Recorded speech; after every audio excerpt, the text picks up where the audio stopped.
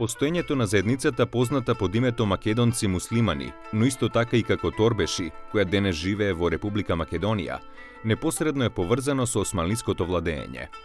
Кога во 14-тиот и почетокот на 15-тиот век османлиите го освоиле Балканскиот полуостров, тоа донело големи промени во сите сфери од животот, но се чини највпечатливи биле промените што се случиле во демографската сфера.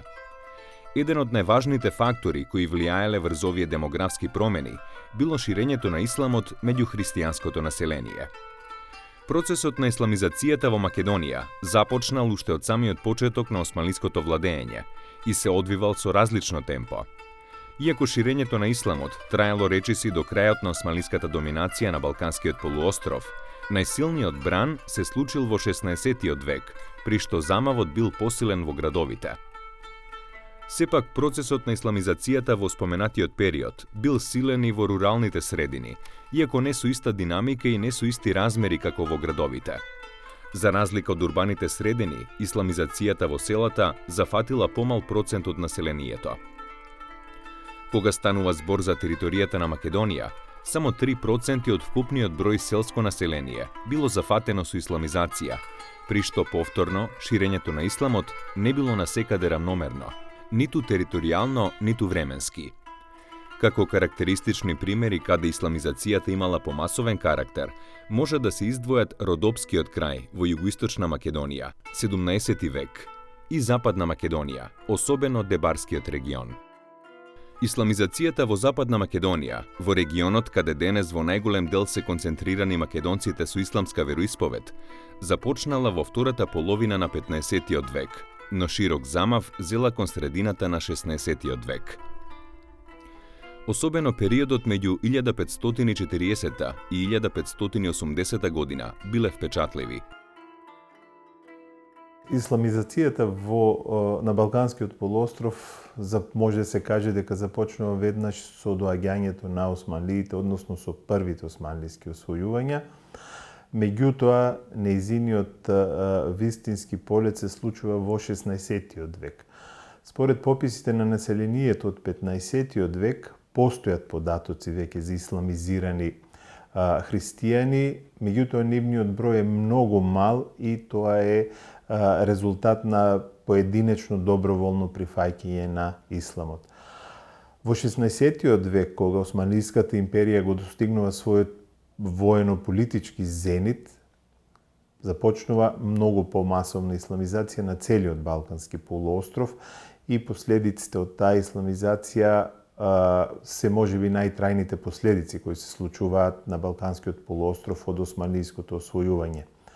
На територијата на Македонија таа исламизација исто така започнува во 16-тиот век, посебно во втората половина и трае речиси до крајот на османлиското владење, со тоа што нејзиниот интензитет е многу помал во следните векови.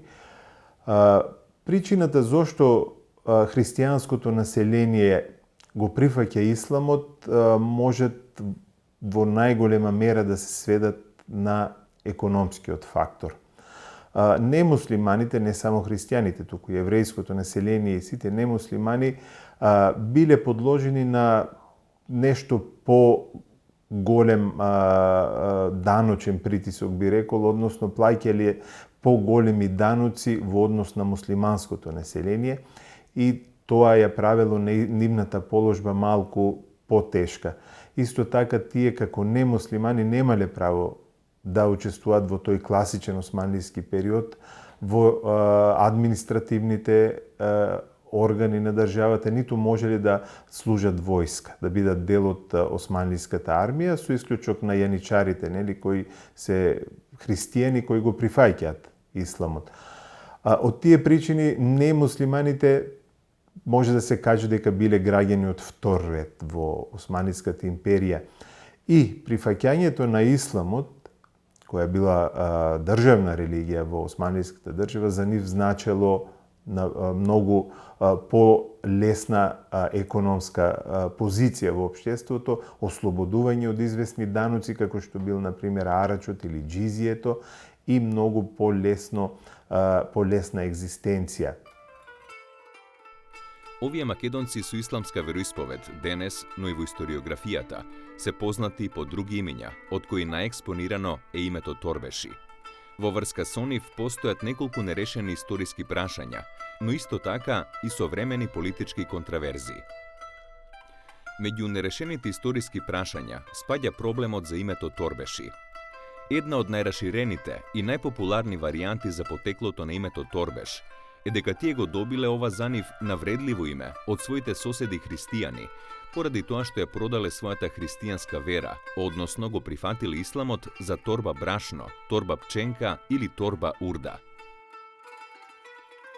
Зборот Торбеш има неколку научни предпоставки, ја би го сметал за една како највалидна според она литература што се ја изучувал, дека е тоа Торбеш која опишува една економска популација, а не етничка. Има одредени тврдења кои ова население го опишуваат како торбешко, како читаци, како друго население со разни поими. Меѓутоа, сите овие термини ова население ги смета за навредливи термини. Чувството по однос на овој поим е малку поделено меѓу ова население. Јас сум пораснала и се уште ми е непријатно кога некој го користи зборот, но се создаде и добар дел од ова население кое што се поистоветува и кое што гласно се бори за создавање на ова нација. Според мене, од една страна можам да го разберам тоа, има два аспекти. Првиот аспект е потребата да припаѓаш некаде. Имаше моменти за кои што веќе разговаравме, каде што порано биле омаловажувани само поради религијата, иако се македонци. За мене поимот Торбеш е навредлив затоа што останатите кон мене се однесувале како отпадник од христијанската религија. Го користеле и македонците првославни, го користеле и албанците и турците. Лично јас не се чувствувам, ниту сметам дека во Македонија треба да се чувствуваме како посебна етничка заедница или како посебна нација. Торбеши, бидејќи, како што кажав, ние сме дел од македонската нација и македонец не мора да значи дека треба да биде само православен, може да биде муслиман, католик или останат. Некои истражувачи сметаат дека поимот Торбеш доаѓа од персискиот збор торба кеш, што значи човек кој носи торба. И според тоа толкување, муслиманите, односно христијаните кои го прифатили исламот и кои со торба продавале по пазарите, по улиците продавале алва или потоа продавале боза и други некои производи, биле наречени торбеши токму поради таа торба што ја носеле со себе. Едно од најновите толкувања за поимот Торбеши е повторно врзано со терминот торба, меѓутоа во еден повторно поинаков, сосема поинаков контекст. Имено, според тоа толкување се смета дека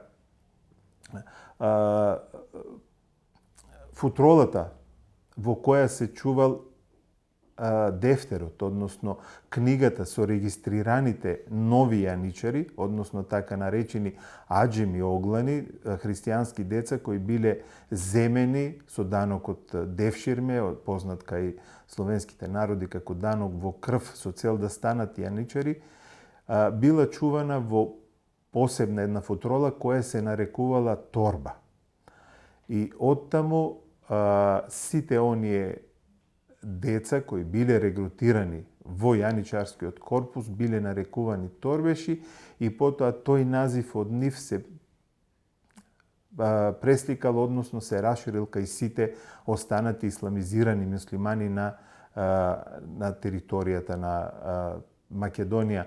Ова толкување останува недоречено затоа што е спорно зошто само биле наречени торбеши луѓето од Западна Македонија, а не и сите останати јаничари кои биле земени по пат со данокот во крв, бидејќи се знае дека јаничари биле собирани од целата територија на Македонија, на Балканскиот полуостров, а името Торбеши останува ограничено само на територијата на исламизираните на Западна Македонија. Не викајте ме Торбеш, зошто звездите ќе ми изгаснат во очиве и ќе се исцедат како солзи на доенче. Не викајте ме Торбеш, зошто сонцето пци ќе ми го излокаат и кобили со врели копита градиве ќе ми ги здробат. Не викајте ме Торбеш, зошто ќе ми пресушат потоците во жиливе, а утробава одрана кожа ќе ми се стори. Освен името Торбеши, оваа заедница во различни средини е нарекувана и со други имиња. Така во Кичевско има примери каде македонците муслимани се нарекувани со името читаци. Потеклото на овој назив е од турскиот збор читак, кој е сложенка од зборовите чит, што значи плот, плет, ограда, и ак, што значи бел. Според преданијата, османлиските власти ги терале новите муслимани, плотовите на куќите да ги веросуваат во бело, со цел власта да ги препознава и да се однесува кон нив како кон муслимани. Во Кичевско тие биле нарекувани и аповци, што доаѓа од албанскиот збор апо, со значење брат кобре и слично. Во Струшко присутно името потури, што наведува на тоа дека овие луѓе биле потурчени. Сепак, историската вистина е дека тие никогаш не биле потурчени, туку дека само го прифатиле исламот, задржувајќи го својот јазик. Во Долна Жупа ги нарекуваат естовци, затоа што за трето лице еднина од помошниот глагол сум, наместо формата ја користат формата ести. Во Долна Река се познати како куорки, со значење плашливци, поради тоа што од страв ја смениле верата, а поврзано е со турскиот глагол коркмак, со значење се плаши.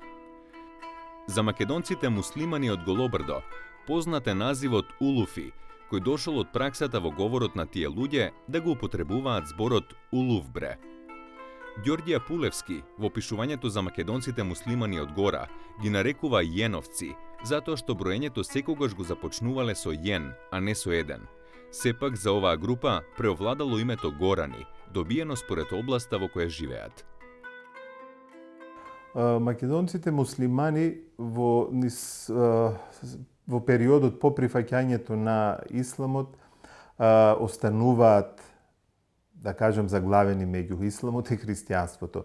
Тие поминуваат низ една фаза која е позната како криптохристијанство, односно двоверство.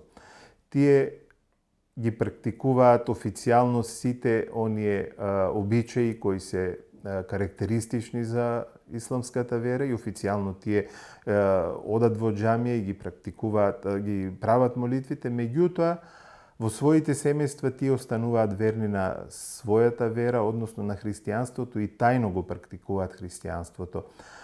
Постои, например, една фетва, една наредба од Дебарскиот муфтија со кој се забранува да се употребуваат двојни имиња за новите муслимани. Тој спомнува, например, дека еден Дамјан еден Хусейн во исто време се вика и Дамјан, еден Мустафа во исто време и Богдан. И додека се во јавноста тие ги користат муслиманските имиња, додека дома ги користат своите христијански имиња.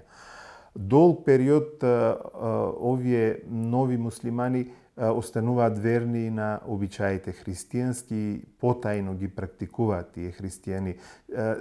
Сите од нив ги знаеле своите поранешни имиња и на денот, на имен денот, кога тој ден се празнувал во христијанскиот календар, тие кршеле колач или потајно оделе во црква. Исто така потајно тие ги крштевале своите деца, потајно се венчавале и сето тоа трае, би рекол, до крајот на османлиската доминација, дури и подоцна. При едно истражување од 30-тите години во Тетовско, например, откриени се икони задзидани во дзидовите на муслиманските куќи. Еден дел од куќата се нарекувало кандилово ќоше, ондо агол за кандилото, каде повторно потајно било палено кандилото. Многу најголем дел од тие муслимани се крстеле бидејќи со тоа сметале дека ќе бидат заштитени и дека ќе бидат лошите и зли сили одстранети од нив.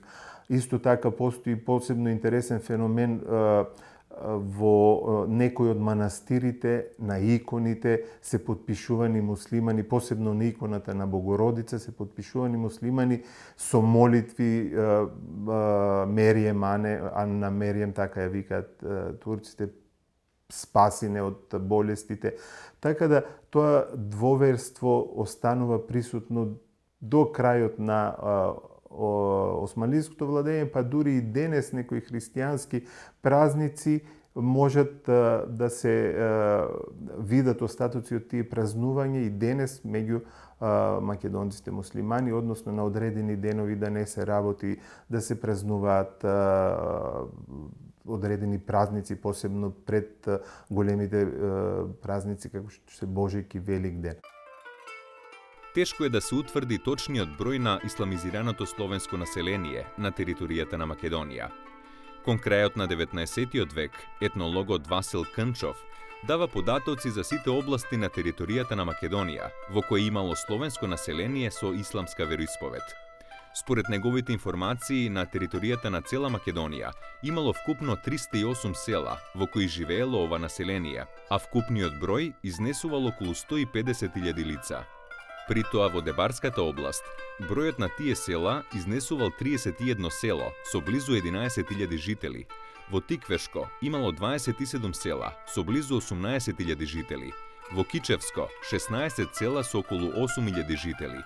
Во Реканскиот предел 13 села со околу 6.500 лица.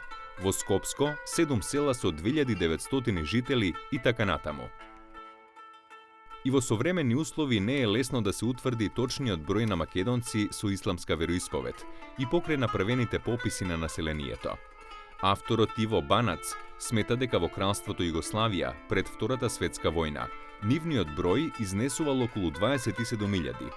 Пописите кои следеле донеле драматично различни бројки, а според пописот од 1981 година, нивниот број изнесувал 39.355 лица. Аналитичарите сугерираат дека последната бројка вклучува многумина припадници на оваа заедница, кои порано се идентификувале како турци. Нема сомневање дека оваа заедница порано традиционално тесно била поврзана со турците и во различни периоди, посебно до заминувањето на османлиите од Балканот, се идентификувале како турци. Меѓутоа, кога во 1944 година, во рамките на Југословенската заедница беше создадена Република Македонија, македонскиот идентитет започна да биде се поприсутен меѓу нив. Токму поради различната лингвистичка и верска припадност, идентитетот на оваа заедница одсекогаш бил поделен меѓу трите најбројни заедници во Република Македонија – македонците, албанците и турците. Долговековното поистоветување на исламската религија со турците, кои биле носители на таа религија на Балканот, е една од причините поради кои еден дел од тоа население се идентификува со турскиот идентитет. Таа поврзаност со турците и Турција предизвика во периодот меѓу 1954 и 1960 година голем број семејства да се иселат во Република Турција, со што некои села останаа преполовени, а некои целосно запустеа, како на пример селото Болетен во областа Долна Река во долината на Радика. Денес, кога се зборува за македонците муслимани, пред се мисли на оние македонци од селата и градовите, кои не претрпеле понатамошно одредување, односно деетнизација и покрај големите притисоци од страна на одредени етникуми. Македонците биле исламизирани, речиси насила, од повеќе причини, но пред се поради остварување на војно-стратешките цели на Османлиската империја. Македонците муслимани успеале да го зачуваат основните белези и карактеристики, својствени за македонскиот народ, со што го зачувале македонскиот идентитет, иако имало големи напори за бришење на остатоците од предисламскиот период, и тоа на јазикот, фолклорот, обичаите, традицијата и останатите карактеристики. Македонците муслимани никогаш во минатото не го поставувале националното прашање за себе, бидејќи тоа, како такво, во исламот не постои, и затоа ова македонско население останало национално необоено, односно погрешно национално идентификувано до денеска. Формирањето во 1979 година на Организацијата културно-научни манифестации на македонците муслимани од СР Македонија придонесе во засилувањето на македонскиот идентитет кај нив. Според оваа организација, по Втората светска војна, повеќе од 70.000 нејзини припадници биле асимилирани од другите муслимански заедници, но најмногу од страна на албанците. Иако организацијата имаше успех во заекнување на македонскиот идентитет кај македонците муслимани, тие сепак останаа изложени на силно влијание, посебно од албанското муслиманско мнозинство. Албанското влијание врз нив стана уште посилно по самостојувањето на Република Македонија. За време на изборите во Република Македонија во 1990 година имаше остра преписка меѓу Организацијата на македонците муслимани и најголемата албанска партија, во која последната беше обвинета за тивка асимилација и за користење на религијата во обид да ја косовизира и албанизира Западна Македонија. Контраверзите се зголемија во 1995 година, кога Мешихатот, Советот на Исламската верска заедница на Република Македонија, декларираше дека албанскиот е официјален јазик на муслиманите во Македонија. Одлуката предизвика протести од лидерите на заедницата на македонците муслимани. Во формуларите од последниот попис во Република Македонија од 2002 година не постоеше посебна графа за изјаснување како македонци муслимани или торбеши, затоа што тие не се сметаат за посебна национална заедница во Република Македонија. Сепак, по обработката на податоците, беа објавени интерни податоци во кои има три интересни подгрупи.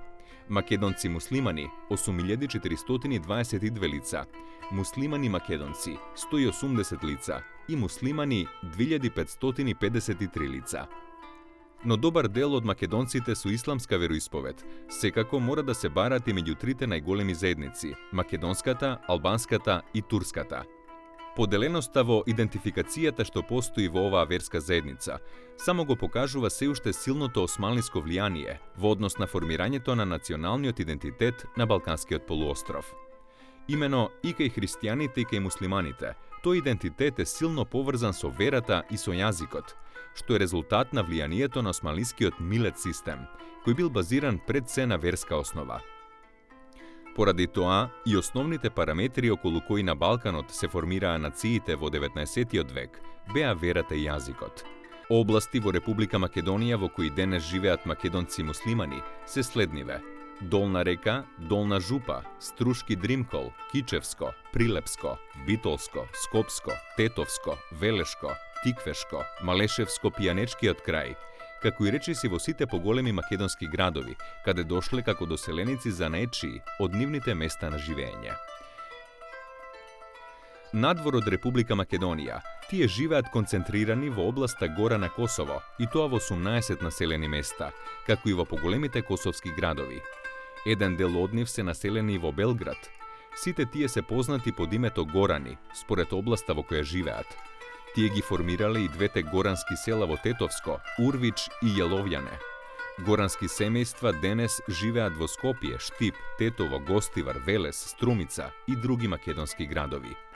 Припадниците на горанската група се особено блиски со реканско-дебарските македонци муслимани, со кои имаат заеднички етносоцијални и јазични карактеристики, и со кои се историски и географски поврзани.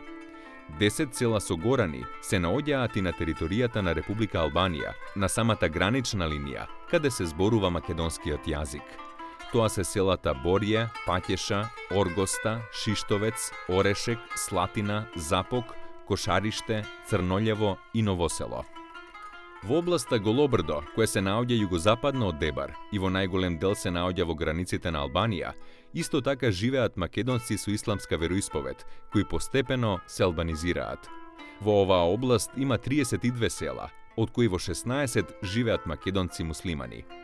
Селата на територијата на Албанија, во кои живеат македонци со исламска вероисповед, се Стеблево, Себишта, Окештин, Гиноец, Требишта, Мало Острени, Големо Острени, Тучепи, Лешничани, Сепретово, Трново, Радовиште, Пасинки, Радомирица и делумно Торбачи и Миреши.